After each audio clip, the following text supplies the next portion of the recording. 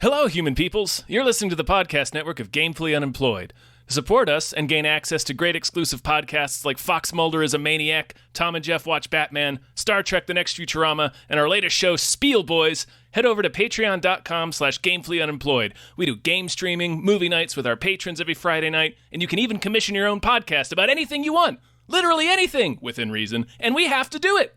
You are quite frankly out of excuses not to go visit patreon.com/gamefullyunemployed. That's patreon.com/GAMEFULLY unemployed, which is spelled like it sounds.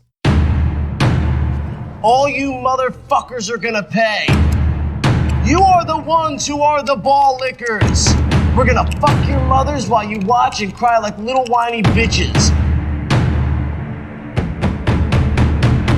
We're gonna make them eat our shit, then shit out our shit, and then eat their shit that's made up of our shit that we made them eat. And then all you motherfuckers are next. Love, Jane, Silent Bob.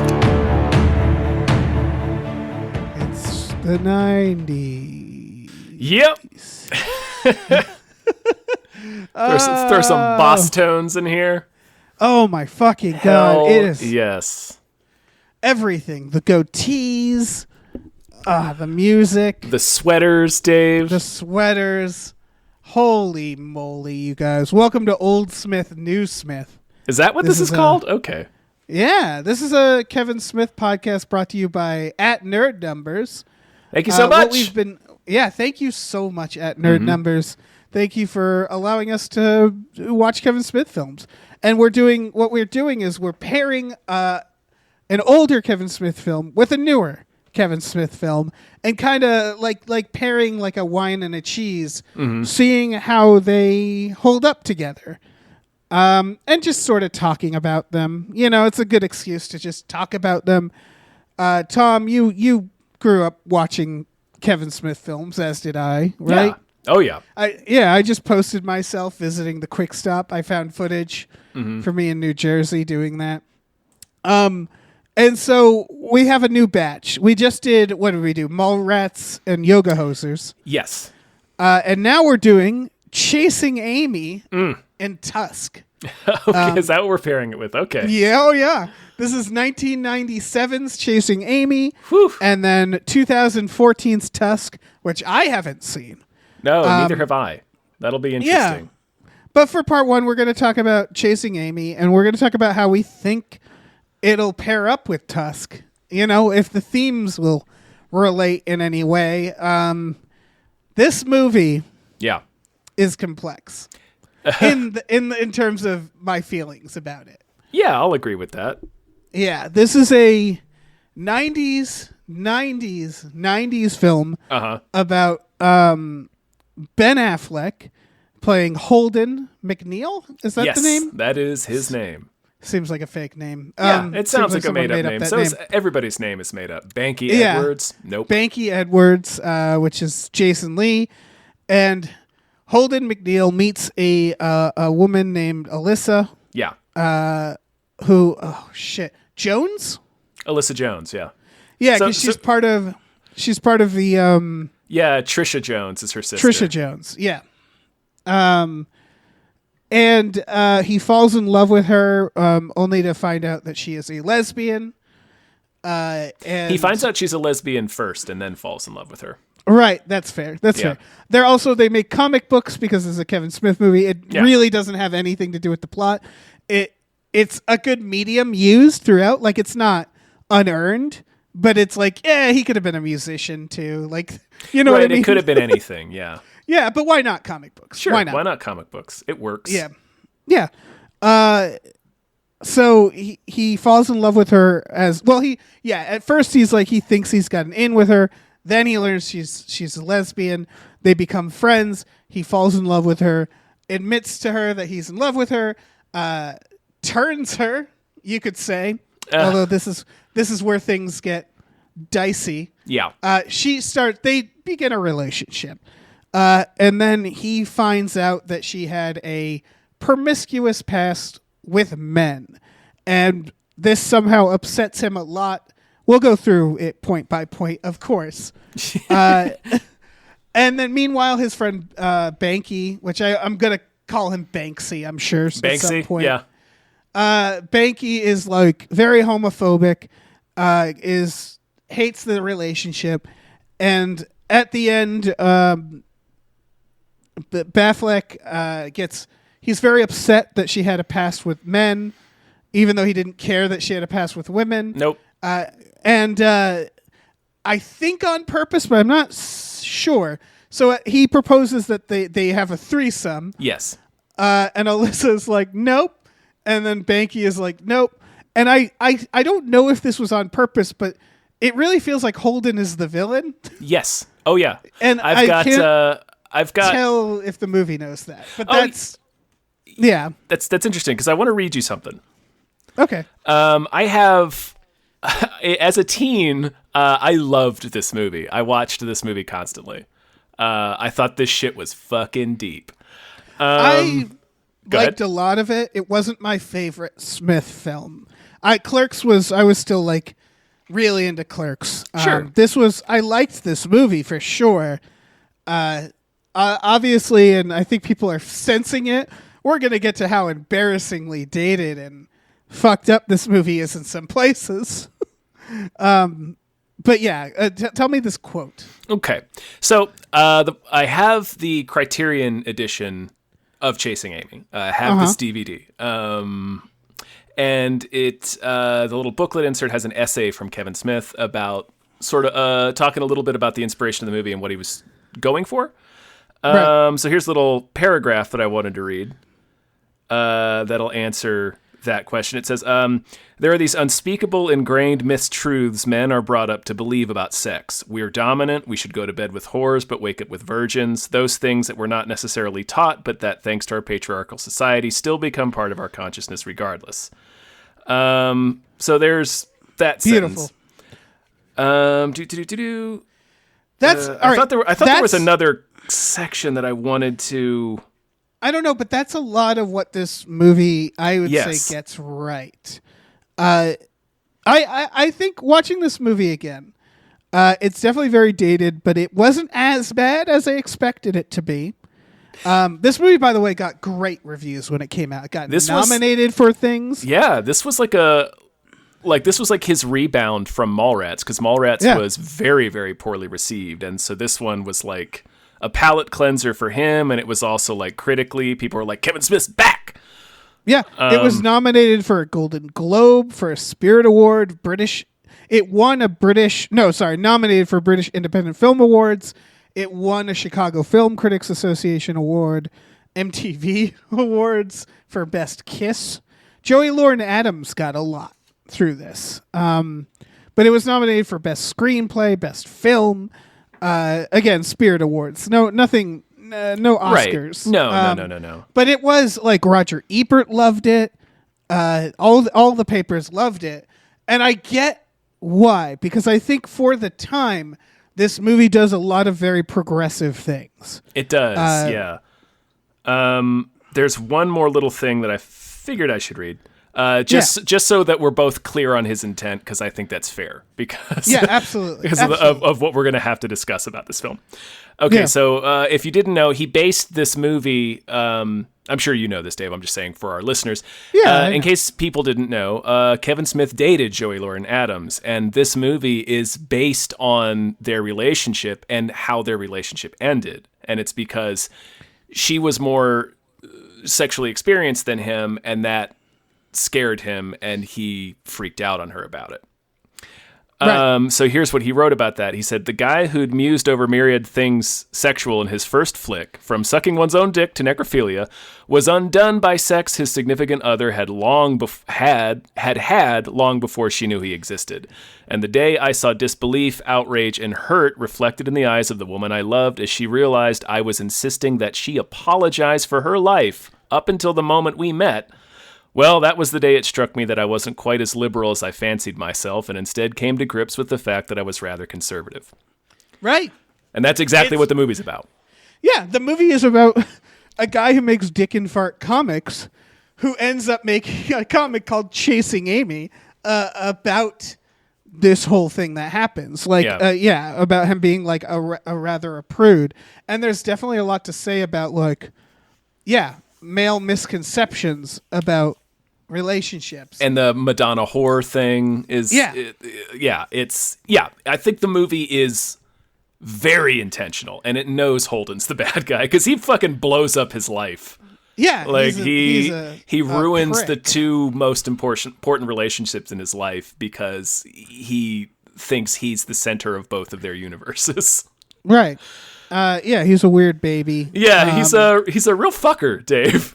He's a real fucker. Honestly, so watching it again, I would say that the problems with this movie, and obviously people are going to have different opinions of this, and feel free to tweet at us or me about it. But like, it's more of like the broad strokes are there, and they're not embarrassing or bad. It's just that the movie is very cringy in it's the way it deals with the problems. Like, it feels like, and I don't know if this is just because it's the 90s, because there's stuff where they have this conversation about, like, he says, "Oh, you're still a virgin because you're a lesbian," and she has to teach him that, like, sex is, we draw these arbitrary lines about what sex is. What is sex? And that's like the point of that scene is illustrating, well, you keep changing the definition of what sex is so that it has to involve a man, or that it has to involve a man in a position of dominance. Right. And it's very similar to, honestly, conversations people have now about gender, where these lawmakers try to make these laws about, like, transgendered people, and it's like, you realize, like, it's a whole spectrum, and there isn't really a good definition of what anything is. Scientifically speaking, biologically speaking, what makes a man or a woman is not, it's not set in stone. And so it reminded me of that, where it's like, oh yeah, we haven't gotten to that yet because it's the 90s, but it's like, maybe this was groundbreaking. Maybe when Hooper's talking about what it's like to be a black gay man, it's like, oh, that is significant. Like, that character talking about that matters. And it is... That is the thing that's easy to forget, is that this movie's 25 years old. Right. It's wild to think about how little we didn't... Like, it got such good reviews because this is progressive. This is, like, groundbreaking in a lot of ways, at least. Which now, after the fact, it's like, it doesn't feel that way at all. No, a couple of scenes are real fucking brutal. Right. Some of them, it's tough because Jason Lee, for example, plays a homophobic character. So he says a lot of bad shit. He sure does, again, Dave. But that's the point. But that's the point. There's a very positive moment where Holden says to him, "You should stop saying that stuff." Yeah. And it's like, more guys should speak out, even when they're alone. Like, even when there's no one to hear it.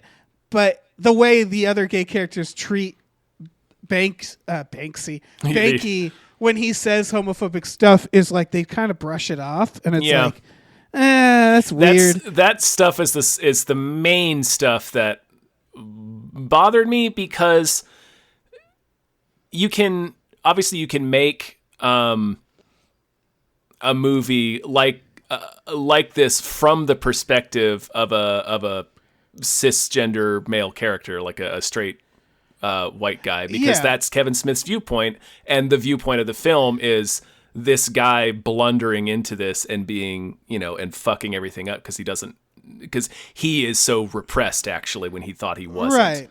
And it's that sort of thing where I think Kevin Smith fans, like young men like myself at the time, it's probably very healthy to give them this message. For sure. I mean, Kevin Smith, his brother is gay, so I think he had a background in sort of having to deal with homophobia in the 90s amongst like nerds, And oh shoot, yeah, that's true. Yeah, I hadn't even thought about that.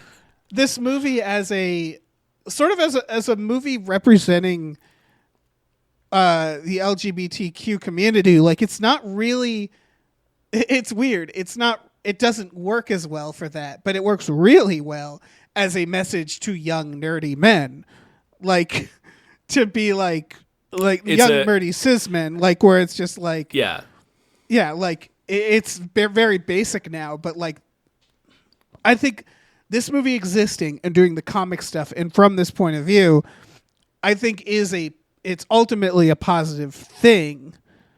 But again, a lot of cringy problems in it. Well, yeah, what I was saying is this viewpoint and this perspective is honest and it works, and it's like what you said, it's I would probably agree that this would be a healthy thing for straight men to watch, particularly in the nerdy comic book community, and particularly in the mid 90s when people were just people, especially in that community, would just throw around homophobic slurs like it was any other, I don't know, very, very casually using them.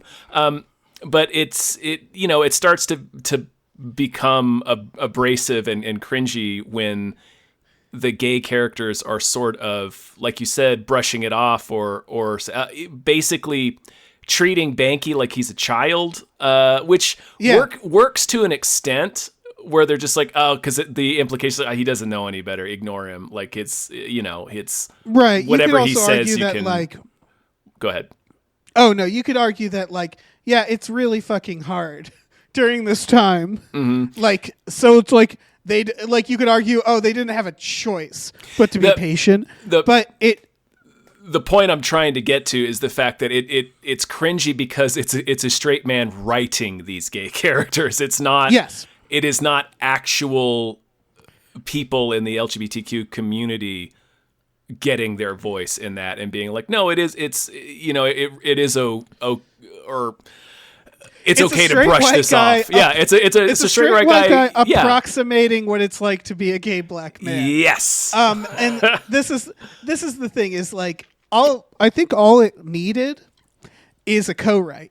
Yeah. Right? It needed Kevin Smith to actually reach out to the LGBTQ community at the time and have someone kind of guide him through this. It would have been. It would have been it would have worked a lot better because it really is like the short game. It's like scene to scene is just like oof. Oh yeah. Oof. Yeah, it's but like there's the broad strokes he gets pretty good. It's also just like embarrassingly 90s. Like again, it's so Ben Affleck, 90s. It's not a role for Ben Affleck, I would argue. Ben Affleck is one of the better Kevin Smith actors in terms of dialogue, but as like this guy who's just like, I don't know, so charming and amazing that this woman falls in love with him and like, changes her lifestyle for him. And I kept looking at him being like, but for that goatee, really? Like for that goatee, you're really gonna for that goatee? Okay, he's also Joey like Lord Adams. He's also like a nothing character. Like he's boring. He's the most boring character, which is funny. That same little essay that I read a few excerpts of, like Kevin Smith talks about, this is the character that's closest to me. Right. And there's just nothing to him. It's just, I don't know. It makes it real, like, it's not a very good romance. So when she does, like, uproot her entire they have the life to date him, basically, it's like, really? For this? It's not just his goatee. Like, the goatee's many, many strikes, but like the totality of him. Yeah. He lights her cigarette for her in the montage. In a montage, I know. That's literally all they do. Like he makes her a nude birthday cake. Makes her a grotesque birthday cake. Two of the bits in the montage are him so engrossed in talking about himself that he doesn't notice what she's doing. That's like two of the things in the montage. Yeah, so that's one of the things is that Joey Lord Adams' character, to their credit, she does have the right responses for some parts. Like when he first tells her he's in love with her and she's just like, fuck off. Like, I appreciate that reaction. I appreciate her reaction, of course, to proposing the threesome. Yeah, that scene is actually really good, I think. Yeah. From a writing perspective and from a performance perspective, which I gotta say the acting in this movie overall is pretty bad. But that scene is decent. It's probably the best scene in the movie, I think. But yeah, yeah, what they're dealing with right now, and I think I can nail down why the acting doesn't work. The dialogue is tough in a Kevin Smith movie. The dialogue is tough in a Kevin Smith film for sure, and he calmed down in the future. I think we're going to find that out with Tusk. And we, he doesn't do the Clerks speaking as much. Yeah. But he kind of does it here. The Gen X, so sarcastic, and he use a lot of big words and talk really fast. And it's just doesn't. It's not. It probably worked at the time. You know what I mean? It's a very grunge era coolness that it just now it's like, ugh. I don't know, man. I do think the Clerks dialogue is better, and I think it's because Kevin Smith's charm with that dialogue is when they talk about shit that doesn't matter, like movies and comics. When it's done like this, it just stands out more because they're trying to navigate these human moments with this dialogue, and it's like, I don't know, man. I think the best performance in this is the guy who plays Coey. The guy who tells the that guy story. Is a fucking hero. I'm glad you landed on that because that. I've been ranting about. Shot. Yeah, I've been ranting about that guy since high school. That scene and that performance are incredible. Yeah, he takes it. It's one shot of this guy in front of the quick stop telling the story, and he's playing a douchebag. This guy, Coey. Yeah, he is. And he's playing it so He's well. like Lord of the douchebags. Yeah, he lights up the screen. He is bedazzling. He is a bedazzling D-bag. He might telling be the story. He might be the realest performance in any Kevin Smith movie. I 100% believe this guy exists. Yeah, exactly. It's perfect. A lot of cameos in this. Some we'd rather not be there. We got Matt Damon, Brian O'Halloran. Yeah, that's going okay. And then we got old Casey Affleck. Oh, right, Casey's in there in the very beginning. Yeah, talking about with Scott Mosier about how he's a tracer. And Mike Allred, who drew a lot of the. I think he draws all the Blunt Man and Chronic pages in the film, but he's the creator of Madman, and he's in the very beginning. Right. There's also There's a scene in this that was supposed to be in Mallrats. Yeah, the Scar scene. Yeah, which is why there's a character named T.S. Named T.S. Quint. T.S. Quint. Yep. Yeah, because it was supposed to be a character named Hooper as well, and they were going to have a conversation about sex injuries, which they do in this, which is a fun enough scene. Yeah. That's all right. So that's the first thing. I don't know. The character of Banky, I get why he needs to exist like that, but they do this real moment of bonding there. Mm-hmm. And I think it would have been more interesting. I don't know if it would have sent the right message, though, if him and Alyssa got along and Ben Affleck was the one who just couldn't get over it. The idea, I don't know. I think I'm spitballing there. I think the purpose of that initial bonding scene is to set up a couple of things. One, that Holden is much more conservative. Even though he's constantly, he realizes, he's constantly giving Banky shit for the stuff he's talking about. And during that scene, he keeps apologizing for stuff that Banky is saying, even though nobody's offended by it. Right. In that scene, actually, Banky is oddly more I don't want to use the word progressive. He's doing the better thing, which he's like, I have questions because I was from, I wasn't used to this. So I'm going to ask questions, which amongst friends is not the worst thing in the world. Later she says to him, you can ask me questions. Yeah. So he's actually being very open and honest in that moment. And it leads them to bond and stuff. I think the other thing, so that perfectly in that scene, because Holden is eliminated from that conversation. So it's another idea. Well, he does. Yeah, he's pouting. He does too. He does the Brody thing where he checks out a scar of his own and doesn't mention it. Yeah, that's true. He does do that. Yeah, that's true. And but yeah, he withdraws from the conversation because he's not as worldly as he thought he was, and he thought he thought that was a bad thing, so he kept apologizing for Banky saying these graphically sexual things, even though they're talking about sex. Right. But it's like, dude, you're the one with the hang up here. I think the other function of that scene is to demonstrate that Banky and Alyssa probably would get along, but it needs to be there, I think, in order to show that Banky resenting Alyssa is not about who Alyssa is. It's about the fact that she's taking Holden away from him. Yes.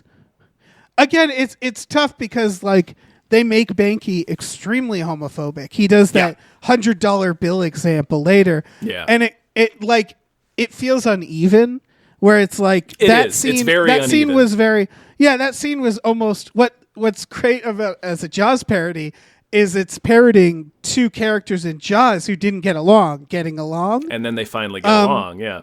Yeah, and it's like, but then they go back to Banky not getting along with her after that. And I know the dynamic has changed. I know that it's like, because now they're dating.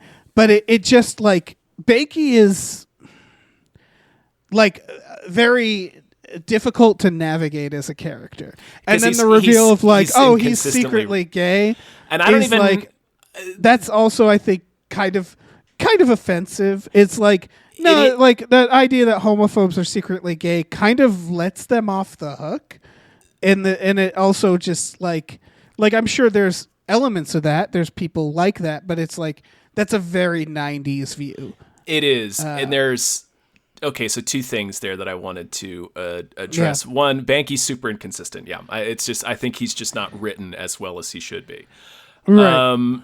The thing about that ending scene, and I realize like he brings it back in Jay and Silent Bob Strike Back to confirm that yes, Banky is gay and now he's dating Hooper.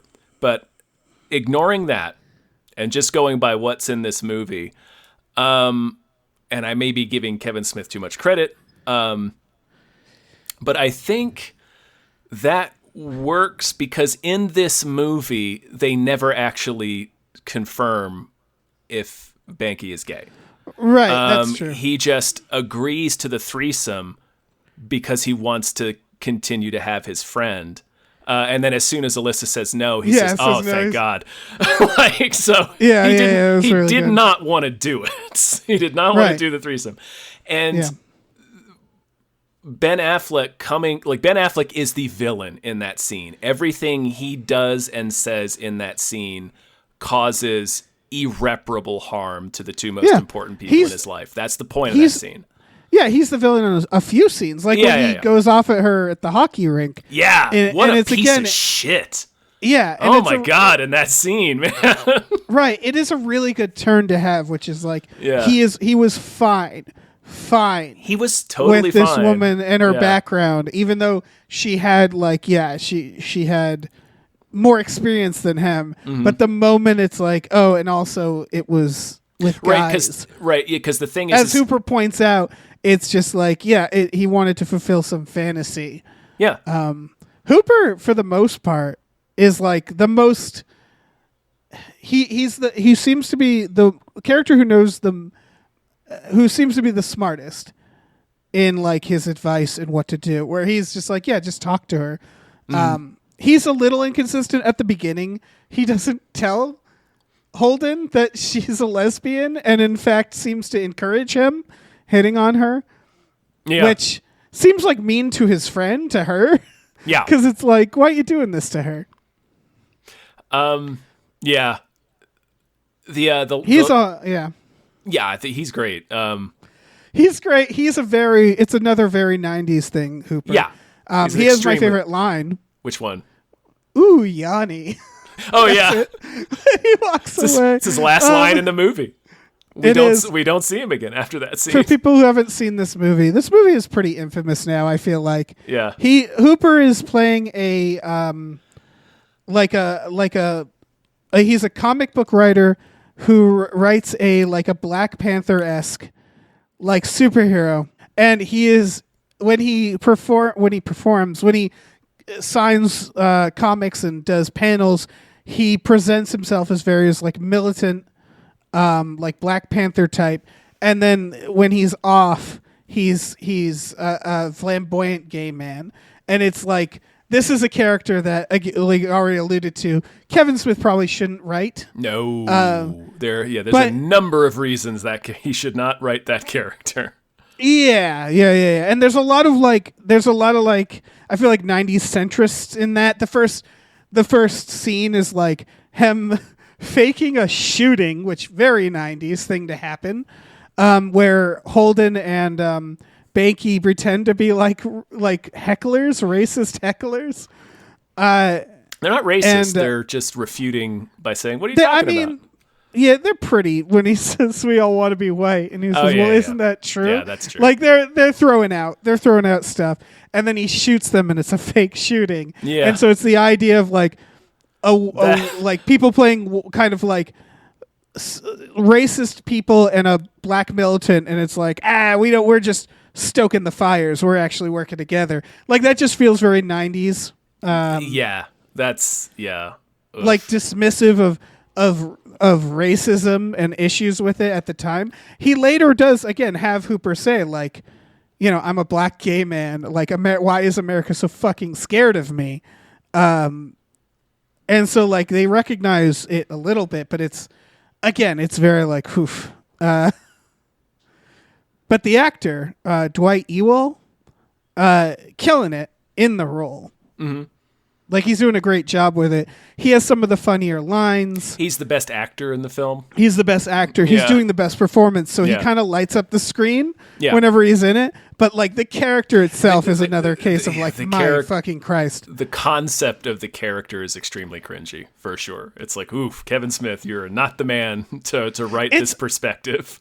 Yeah, it's cringy from the perspective it's being written. Again, I think a lot of this could have been saved if Kevin Smith simply had a writing partner who could like work with him, and who was someone who is gay, and that could like hone up these ideas in, tell him when like maybe don't do that. It's just. So fucking 90s. Yeah. When he's like, "What did you do last night?" And she's like, "Got laid." And he's like, "Whoa!" And like, why, and it's like, what the fuck? I mean, it's and the flannel. There's so much flannel. Yeah, it's the 90s is a big part of that. I think, because we had already said, like, remember, it's 25 years ago. So like, what seems like a silly question maybe wasn't so silly for guys in their straight guys in their 20s in Chasing Amy times. I don't know. Right. Like, it's really it's a really hard one. Like, I know that there's been like papers on this era and like that mention this movie.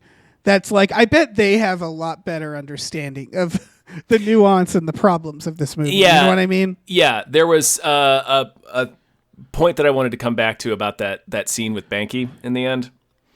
Right. Where I was saying that I might be doing too much of Kevin Smith's work for him, and I'm also disregarding the little sort of callback joke in Jay and Silent Bob Strike Back, where Banky is dating Hooper. But just based on what's in this movie, I think the Ben Affleck's character coming to the conclusion that Banky is gay, and that's why he says homophobic things, and that's why he resents me spending so much time with Alyssa, because he's secretly in love with me. That is him being the bad guy. That is him deciding that Banky is gay and telling him, "You are gay. You must accept this."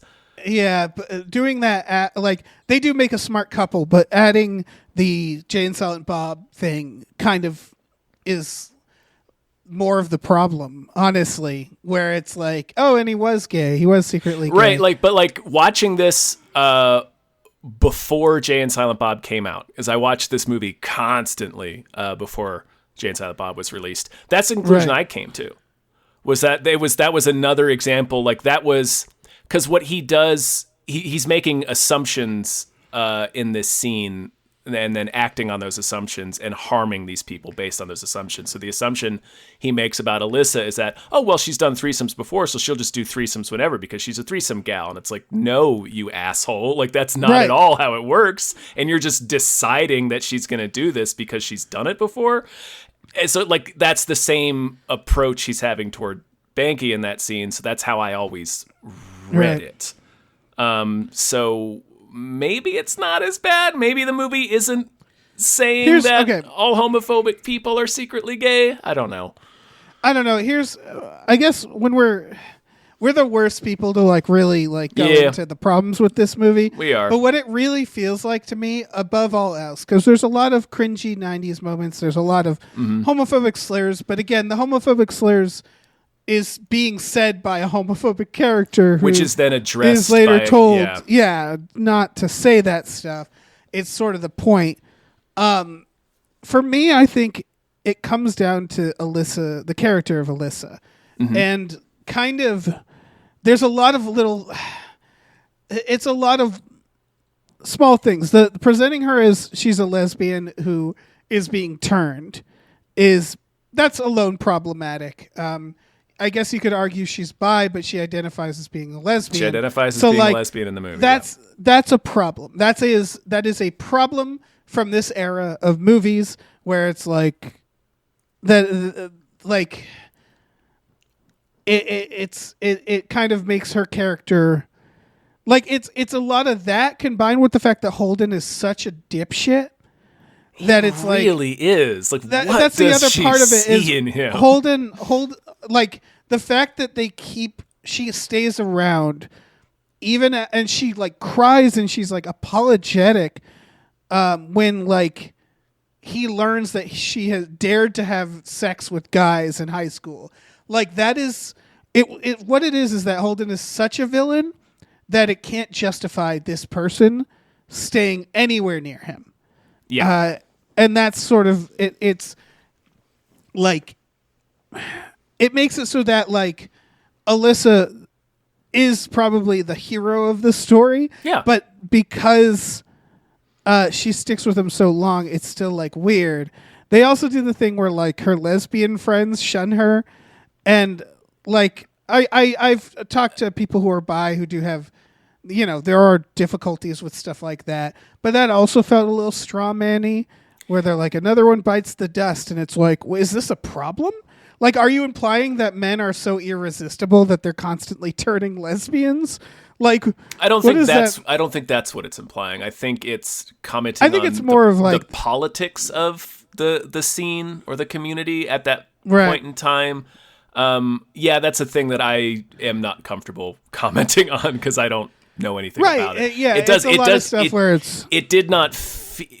I had the same kind of response to it where it did not feel totally inauthentic, but also it felt a little straw man-y, and I just don't know. I don't know enough about it to comment on it, so I'm not gonna. That's fair. And I guess what it is Kevin Smith basing this off of his real experience. Mm-hmm. And again, this is maybe me not just being as like I grew up in a very liberal part of the world. Yeah. And so the idea of a guy who would be this freaked out, like it just doesn't seem real. You know what I mean? Oh, I knew a lot of that guy. Okay. Yeah. And I was probably this guy at some point, I'm sure. Wow. I mean, I was never in a relationship as this guy, but like the Madonna whore thing is like so pervasive and reinforced in so much pop culture that you consume. Right. I guess it's as an adolescent and a teen in the 90s. So I think a lot of people probably had a similar viewpoint. Okay, sorry. I guess just a lot of like 30-somethings act like this. That's what it is. Is that like I don't know. I think it was probably worse in the 80s. It's just like, yeah, it probably was. It was probably way worse when Kevin Smith was a teenager. Yeah, and I guess that's what makes it feel a little dated to me. Mm-hmm. But that's not necessarily the movie's fault. Yeah, I think it's just the fact that it was commenting on it in 97. Yeah, it really is these LGBTQ people being written by Smith. Like, a lot of it is just like, yeah, he doesn't have to be... He doesn't... like he can write them talking about Archie and shit like that. Like that's perfectly fine. It's just like overall it definitely has that vibe of this was written by a cis white guy. Yeah, and like I guess I would argue that some of it is actually this is why it's like I would imagine a co-write, because some of it is like for cis white guys. It's a message for cis white guys. I think the message of the movie is for cis. So, and I think not specifically, but cis straight guys primarily. Yeah, that's true. Not necessarily white guys, but and so like in that regard, it does need to be told by Kevin Smith because it is a personal story and it is a story of shame. It is a story of look at how shameful I acted. Obviously, I'm sure this isn't exactly what happened with him, but it's just that's what makes this movie so tough to traverse, I think. Because I do think he needed to play a part in it to make this movie, but because he's the sole writer, there's just some shit in it that doesn't quite work. Yeah, like he shouldn't write Hooper, the gay black man, waxing philosophic about the current state of the gay community. He should not write that scene. Right. Yeah. And maybe he consulted people, I think that's there should have been a co-writer. What's that? I said maybe he consulted people, but there should have been a co-writer. Yeah, and I think that's ultimately the movie's biggest problem is he should have had a co-write, to be more fair, authentic, responsible about talking about these perspectives in a movie like this that is about what it is about. Right. He's since pretty much apologized for that, as much as I feel like he needed to. Yeah, I don't think he needs to, hugely do a mea culpa or anything about this movie. That's what I mean. Is like he's kind of ribbed himself about it, for the things that we're saying, which is like, seems like the wrong perspective for this. I guess it's just weird watching it again because I had not seen this in a while. Is I expected it to be way worse. And it's still problematic for sure. Yeah. But realizing this time that like who it's aimed for and what it's really about, because it is really about cis guys navigating this and being like, the villain. Yeah. So it's like, in the end, the most cringy stuff is what we've talked about, and then just how fucking the mighty mighty Bosstones showing up. The flannel, the goddamn goatees. There's so much flannel. Yeah. So many Doc Martens. Yeah, him acting like Mr. Bean with the skee ball. Also, how does she not know how to play skee ball? That is not a human. She's mystified by skee ball. Yeah. It's weird. It's weird. Like even if you'd never played skee ball before. Yeah, you'd look at it and go, "Oh, okay." The only thing I wasn't clear on the first time I played skee ball is whether or not I had to roll it or I could just underhand toss it. Right. That was what I was unclear on. Yeah. But yeah, she approaches it like she's from fucking Neptune. Yeah. And when they meet, they do a whole scene about how they're both from the fucking Jersey Shore. Right. It's like, fuck that. Like, of course you've seen skee ball. Of course she's played skee ball, you dipshit. Yeah. What else? You get to see the entire crew and the reflection in one shot. Yeah, when she gets out of the car. Oh yeah. I've noticed that. Yeah, that one, that's pretty. I never noticed. I did not notice that Silent Bob makes a Showgirls reference in this. Totally did not notice that. When he says he wants to be a dancer, he does the Showgirls thing. Mm-hmm. Yeah, never. I guess I hadn't seen Showgirls. I think the last time I saw this, I hadn't seen Showgirls. Oh, okay. Yeah.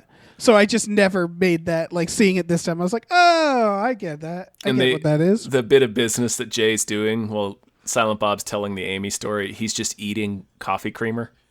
Right, yeah. When he's pouring it into a spoon and eating it. Yeah. as one does. Yeah. Oh yeah, I have some questions about that. So he says like, you have us writing weird shit saying like Snoochie Boochies. Does that mean this is not the world of Mallrats? Correct. This is another meta world. It's another. The It world is. of Clerks. It is the same world as Mallrats because Alyssa is the sister of Trisha Jones, Right? And they talk about. Banky talks about going down on Brandy's Fenning. Yeah, there's a lot of Mallrats and Clerks references because of course there are. Yeah, So, I think that was more him sort of taking back the Looney Tunes aspect of the character to make them more serious. And he writes that. He actually writes that in the little essay that comes to the Criterion DVD. He says that was him like sort of reclaiming their dignity is what he called it, only to then like immediately make them clowns again. It's very interesting. This was still so early in Kevin Smith's career that like this DVD, this Criterion collection DVD, like refers to it as the New Jersey Trilogy. Yeah. Have you ever listened to the Mallrat? I believe the Mallrats commentary starts with him saying "fuck DVDs." Yeah, oh yeah, because he's doing it for the on the Laserdisc. Yeah, yeah. So it's clear like at this point he thought he was kind of done with like the sort of view askew and Skewniverse. Right. So it's interesting that he's still so early in his career at this point that he doesn't really know what direction he's going to go in. Yeah. And he doesn't know tonally. I would still argue that he makes them more cartoony ultimately, but the Mallrats version of them is like more studio. It felt a little more like PG-13. Yeah. Oddly enough. Well, like, they're kind of like terrifying super in gritty. Clerks. Yeah, and Clerks they're like drug dealers. Yeah. And then and Mallrats, part of the joke is that Jay is scary or like he's intense. Yeah. And then in Mallrats, they're kind of like cartoon characters. Yeah, they're Looney Tunes. And in this, they bring them back to being like more like humans. And then I would say Dogma, he works them in, and they're okay. It's hard because they're closer to Mallrats and Dogma. Yeah, I think they work fine in Dogma, but one of the things that I think, and I think he knows this. I don't think this is like a critique, I guess, is that by adding Jay and Silent Bob in this movie and in Dogma, he is making them so that they can't pass a certain ceiling of quality. Because, like, in this movie, it's like they're jarring. Like, it's literally the scene where I think they do the scene outside the hockey rink, and it's like intense, and then cuts to like Jay and Silent Bob. And if this is your first Kevin Smith movie, you'd be like, "The fuck is this? Who are these guys?" Yeah, yeah. And it's the kind of the same with Dogma, which is like, it's almost like you had a very good standalone movie you could have made, like, but you worked these bozos into it. Who, you know, as a teenager I loved seeing them in this. It's it's the whole point. But it's just funny how that is, like, this movie. It feels inappropriate to have them there, but I think people probably were happy to see them. I mean, yeah, I was. Yeah. I never saw this in theaters. Dogma's the first Kevin Smith movie I saw in theaters.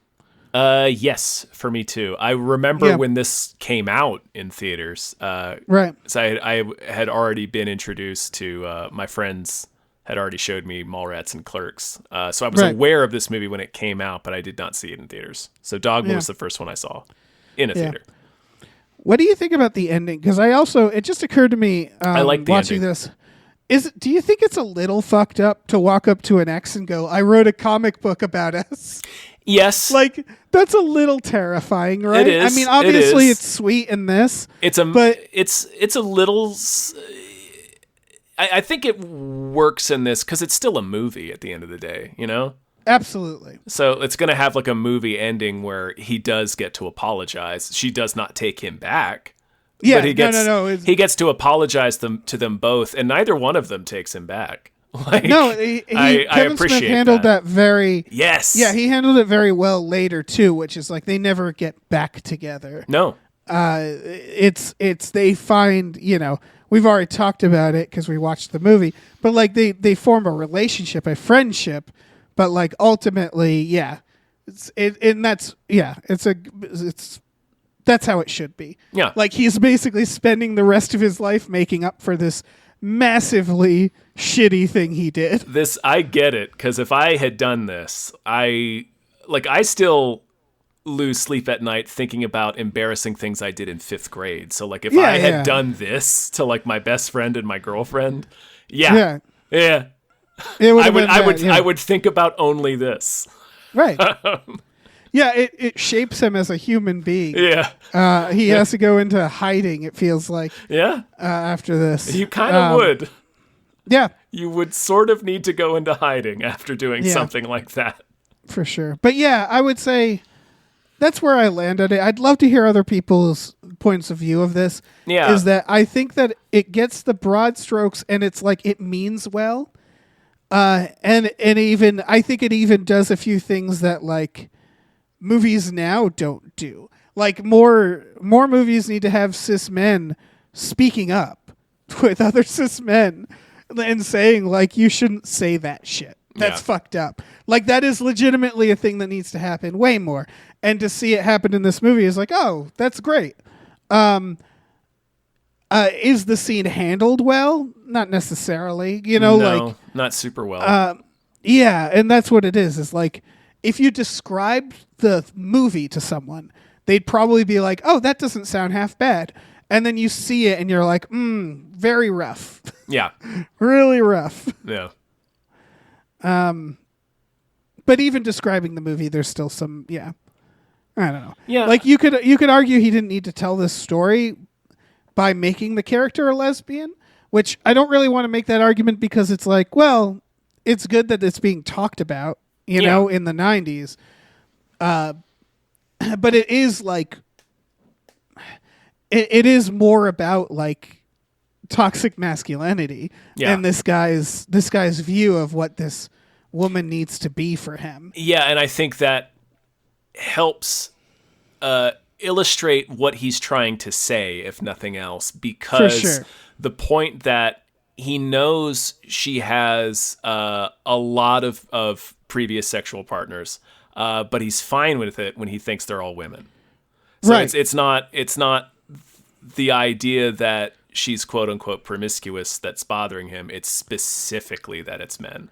Yeah, he wanted to be the first. Because it's a specific type of toxicity he's talking about or wants to talk about. Yeah, so it's complicated. Yeah. Complicated film. I don't know. I've probably put my foot in my mouth many times in this episode, so I apologize for that. Well, it's more of like, it's just like we're not the people to make the best assessment of it, but here's what I'll say about it is that as a nerdy teen, I do think this movie, I mean, like I said, I grew up in a very liberal area anyway, but I do think this film pointed me in a positive direction. And I think like what we can speak about it is as like how it is. It does feel like it's aimed at nerdy comic book dudes. Yeah, like that.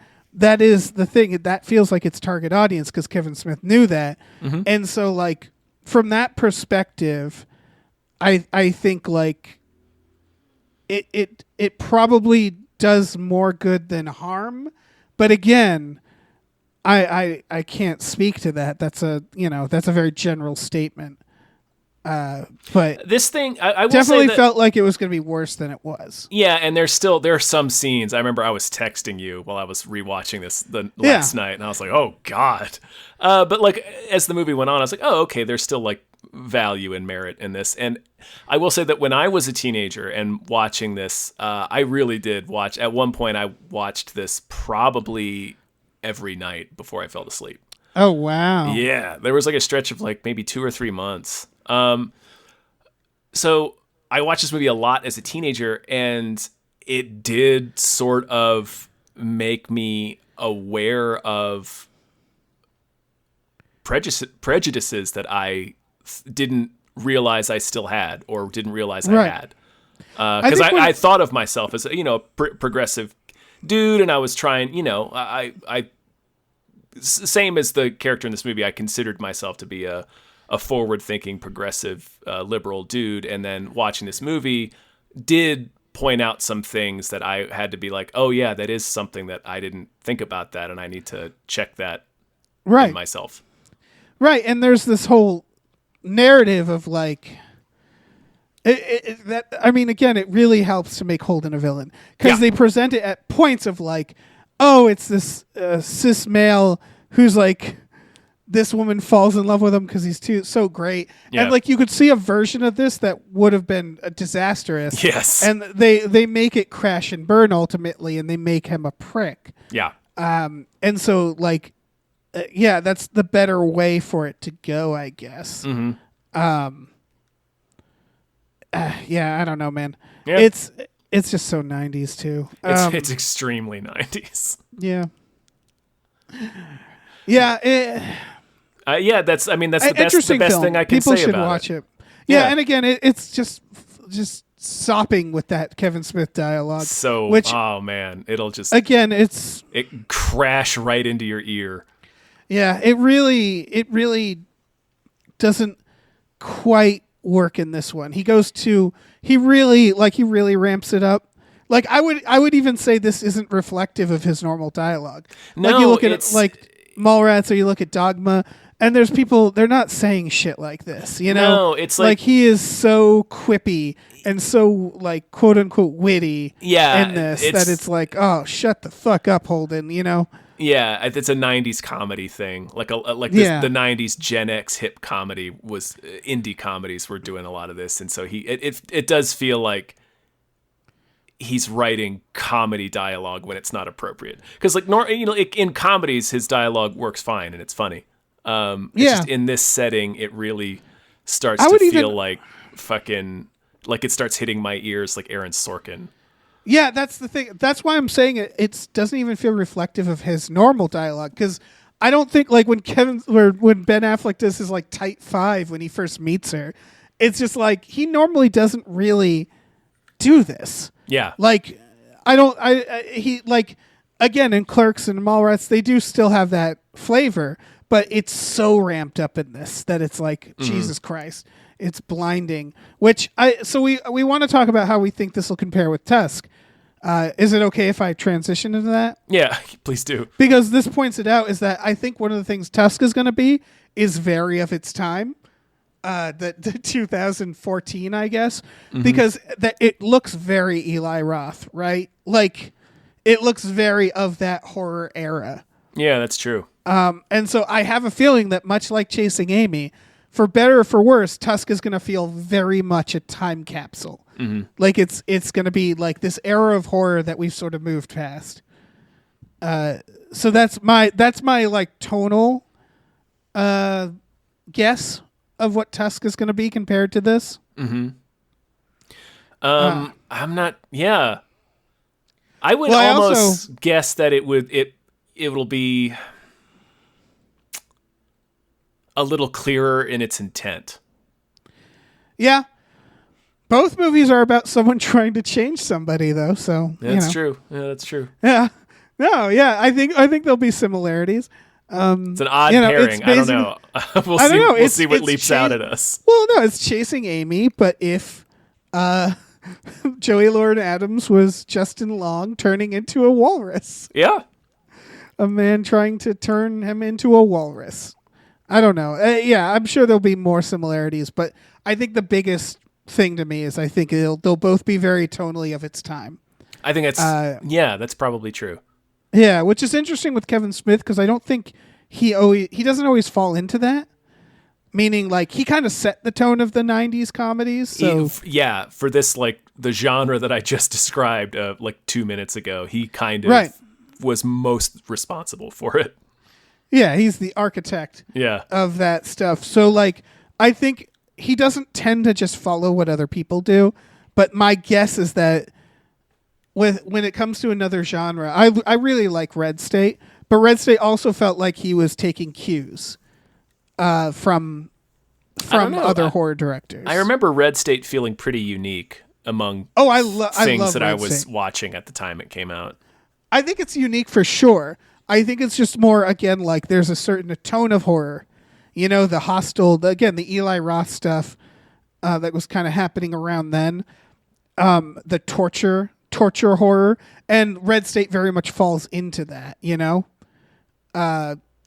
which isn't to say it's not a unique film or that Eli Roth doesn't make unique films as well. It's just, I do think it's going to be like Tusk at least feels very much of a Human Centipede era, Yeah, like 2011. Yeah, exactly. I haven't seen it. Maybe it's great. But again, it is. I don't think it's going to be so much that, because like we're saying, he does tend to do his own thing, like for better or for worse. He's always up to do his own weird fucking thing. Yeah, we he learned sure that with is. Yoga Hosers. Yeah. Man, what a zany film that was. Yeah, but I do appreciate Yoga Hosers as like a stoner comedy. Sure. I'm glad kids have that. Yeah, exactly. Yeah, we had Chasing Amy, which we sure did, man. And yeah, that's the most positive thing I could say about it is that it did help me adjust my behavior to be better. Yeah, I think it's a push in a positive direction in the 90s. Yeah, that 25 years ago, to be clear. To be clear, that is problematic today, cringy today, but like, again, at the time, this was a hit. This was progressive. All the critics were popping about this movie. Yep. So if you're flipping a their youngin, wigs. yeah, I think it's one of those things. If you're a youngin and you're watching this movie, you're probably like, "What the fuck am I watching? This is madness." Yeah, but at the time, it's sort of like a like I rewatched Guess Who's Coming to Dinner, which is a very progressive film for its time. Yeah. So you watch it and you're like, this. Honestly, that movie actually holds up better than Chasing Amy, I would say. But it is very. It's still like, they're being very progressive for the 60s. It's an entire movie about an interracial marriage, Yeah. I don't want to compare this to Guess Who's Coming to Dinner, though. Then you should probably stop. Yeah, I should probably stop. Mm-hmm. Yeah. Yeah. Now I want to talk about Guess Who, the Ashton Kutcher film. But of course. Well, we should just do that podcast where we compare Guess Who's Coming to Dinner with Guess Who. Okay. Yeah. Yeah, let's do it. Okay. That's I got nothing. I got nothing else. Yeah. How do we end this show? We say thanks at Nerd Numbers. Yeah. Thank you so much. Thank you so much. And yeah, next episode's going to be Tusk. And then I think it's Dogma and Red State. And that's yum, yum, yum, yum, yum. I know. I can already. That's going to actually pair up pretty well. Yeah. Oh, Yeah. no shit. Yeah. Yeah. Yeah, I think I hope Tusk is really fun. I avoided it because I just don't like that Human Centipede shit. It's just not my brand of horror, and it really felt like that. But we'll see what it is. But yeah, thanks at Nerd Numbers. This was done through our Patreon, patreon.com/gamefullyunemployed. We have tiers where you can produce your own podcasts, so that's an option. Those open up fairly frequently. But they're quick. It's a fast window, so keep an eye. Yeah. We also just have exclusive podcasts for $5 a month. You get access to Tom and Jeff Watch Batman, Fox Mulder is a Maniac, Star Trek: The Next Futurama, and Spiel Boys. Those are all on there. For a little more, we watch movies with our patrons every Friday night. So check it out. Patreon.com/gamefullyunemployed. Yeah, we also have a store. Head over to gamefullyunemployed.com where you can find a link to our Teespring store where we have all kinds of cool original artwork and designs you can get on t-shirts, mugs, stickers, posters, all kinds of things. So check that out. Yeet. We're just making noises now. I made a spring sound. I don't know why you did that. That's them springing over to the website. Yeah, let's go with that. That's what that is. They've turned this off, Dave. No one's listening to this. This is garbage. No one will this ever is all hear garbage. this. All right, bye. Bye.